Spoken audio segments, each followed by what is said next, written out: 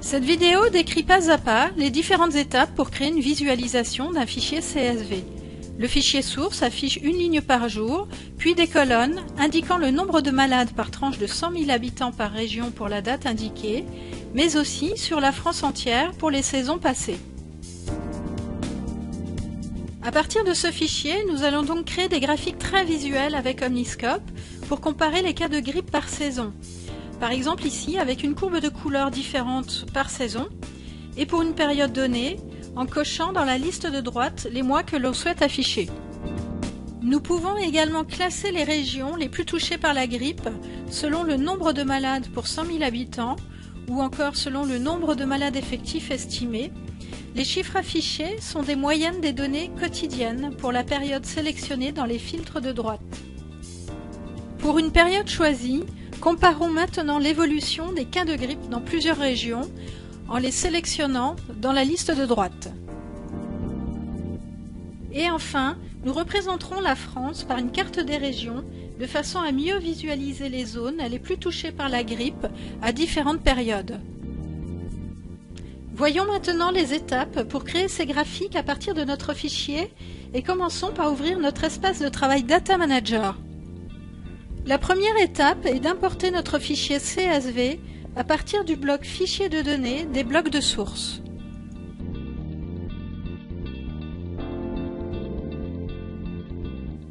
Il est possible d'afficher un aperçu dans chacun de nos blocs.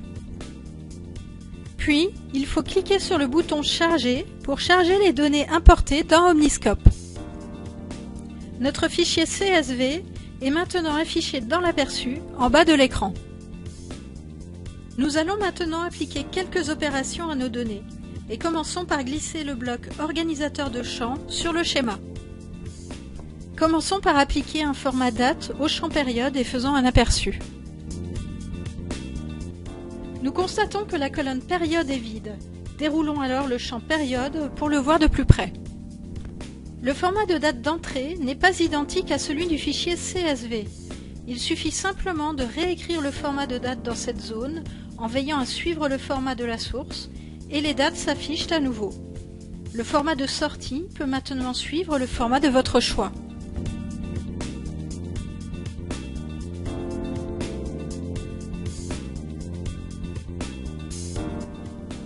Ce même bloc organisateur de champs sert également à supprimer des colonnes ou à renommer des champs.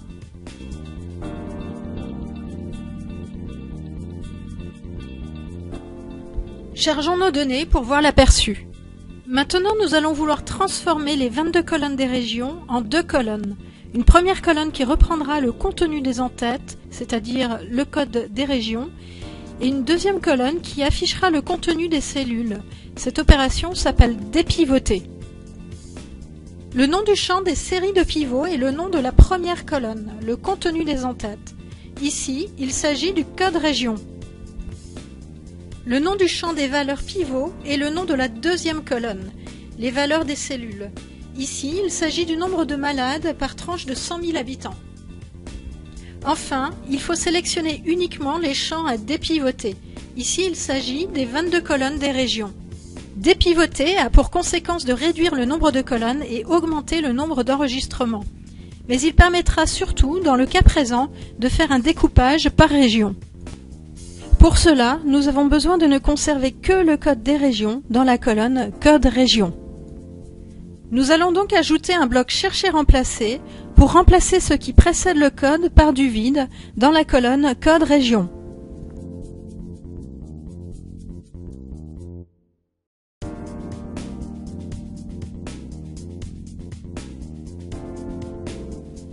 Maintenant, ajoutons une colonne avec le libellé des régions.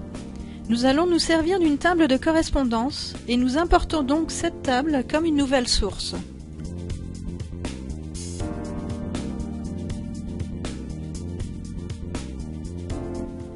Puis ajoutons une opération fusionner-joindre sur le schéma pour relier ces deux sources de données.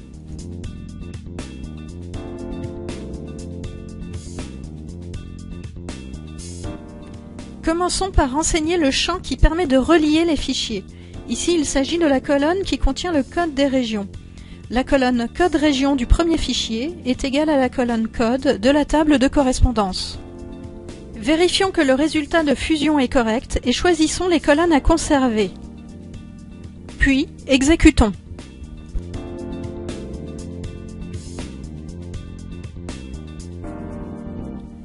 Nous avons bien ajouté une colonne de libellé des régions à nos données. Une autre information intéressante et manquante, la population estimée par région. Pour cela, nous importons un nouveau fichier Excel diffusé par l'INSEE.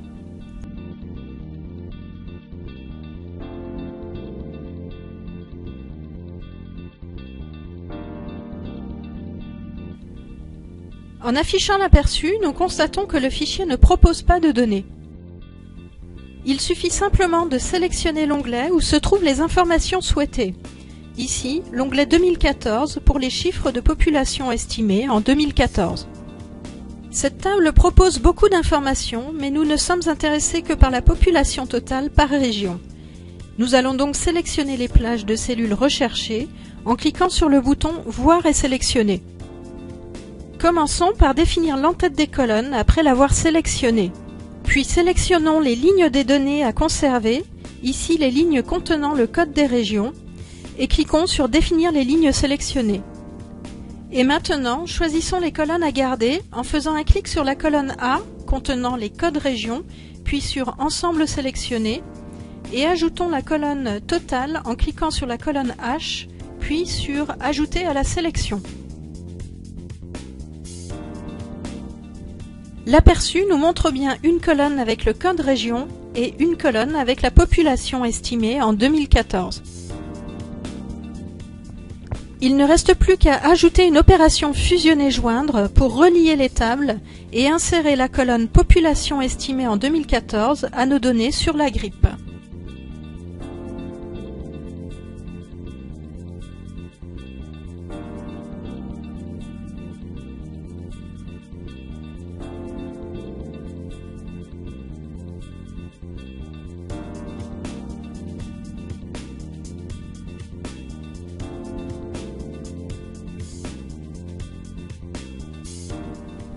Ajoutons un bloc Opération organisateur de champ sur le schéma.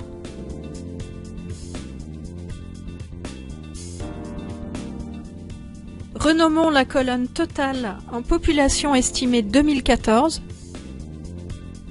Convertissons la colonne malade pour 100 000 habitants en valeur numérique en choisissant le type de données nombre décimal. Dupliquons la colonne période contenant la date et modifions le format de sortie pour afficher le mois et l'année sans le numéro du jour. Cette colonne nous permettra de faire des regroupements par mois.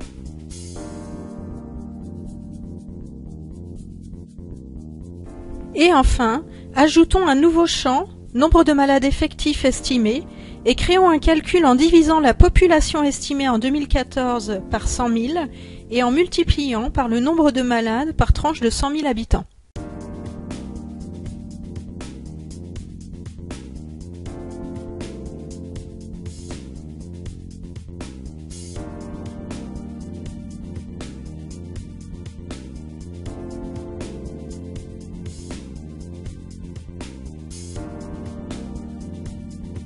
Il reste encore à dépivoter les 6 colonnes des saisons, comme nous l'avons fait avec les 22 colonnes des régions, et obtenir 2 colonnes, une colonne avec le nom des saisons et une colonne avec le nombre de malades par saison par tranche de 100 000 habitants.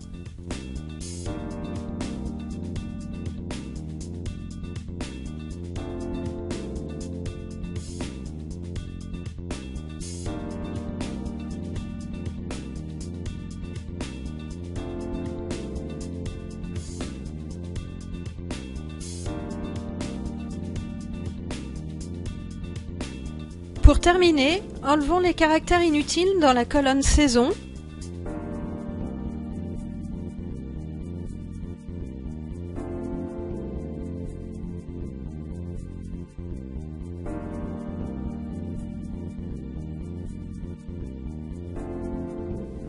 Et convertissons le nombre de malades par une valeur numérique.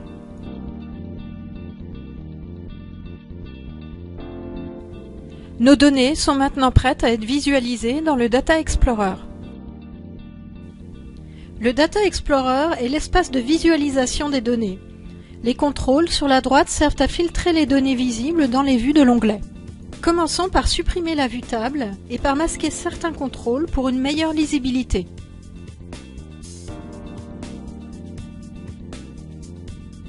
Pour créer des courbes, modifions la vue barre en une vue graphe. Vérifions que le champ des abscisses est celui que l'on souhaite, sinon le modifier ici, et faisons de même pour l'axe des ordonnées. Il faut agréger les données par deux champs, celui utilisé pour les abscisses, ici c'est la période, et le champ représenté par les courbes, ici ce sont les saisons. La valeur représentée est une valeur singleton car il n'y en a qu'une seule par saison et par période. Maintenant, il ne reste plus qu'à connecter les points par saison et à mettre en forme les courbes.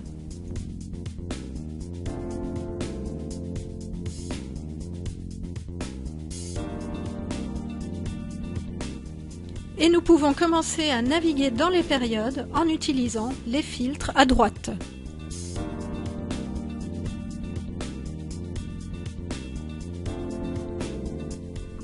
Ajoutons un nouvel onglet pour représenter les régions les plus touchées par la grippe. Cette fois, transformons la vue graphe en une vue barre. Découpons les barres par région. La couleur est celle du découpage. Il n'y a qu'une seule valeur par date et par région. Ainsi, il faut agréger par ces champs et montrer la valeur singleton du nombre de malades.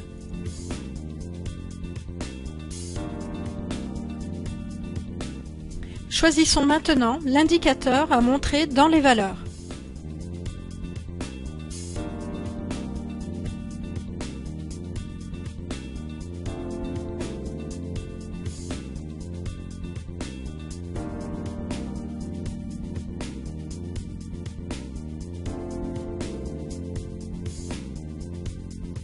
Repartons de la courbe par saison pour ajouter une nouvelle vue courbe par région. Cette fois, agrégeons par période et par région. Connectons les points par région et sélectionnons la nouvelle valeur à montrer en ordonnée. Affichons la liste des régions dans les contrôles, puis les couleurs des régions, et l'exploration des données peut commencer.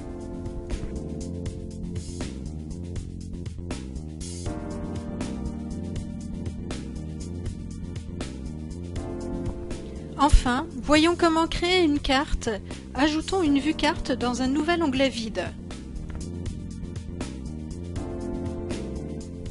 Un fond de carte est automatiquement affiché dans la vue. Nous allons maintenant superposer un fichier shapefile pour afficher les contours des régions françaises.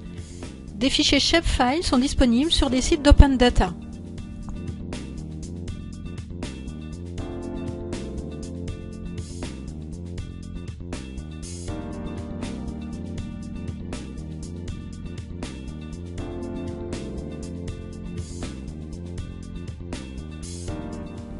Il faut relier le fichier shapefile superposé avec notre fichier de données. Nous pouvons le faire avec le code région. Puis choisissons la valeur qui servira à colorer nos régions, ici le nombre de malades de la grippe.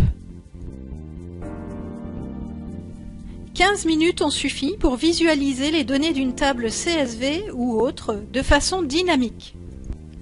Pour rafraîchir ces graphiques quotidiennement, il suffit de télécharger la nouvelle source à partir du lien indiqué, d'ouvrir Omniscope et de cliquer sur Rafraîchir. En moins de 15 secondes, tous nos graphiques sont à jour.